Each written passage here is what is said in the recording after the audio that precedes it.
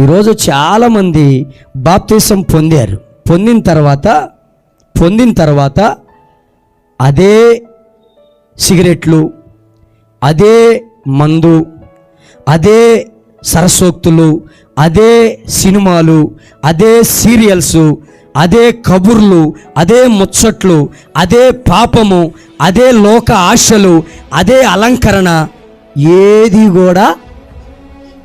కూడా మారలా.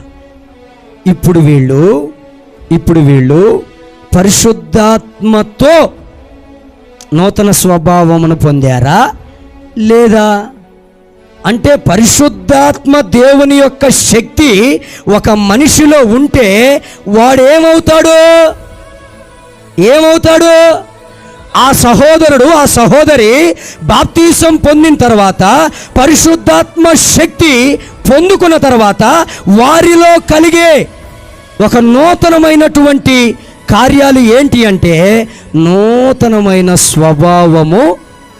అంటే మొదట తాను బ్రతికిన బ్రతుకు ఏమైపోతుంది? అది కాలిపోతుంది. హల్లెలూయా.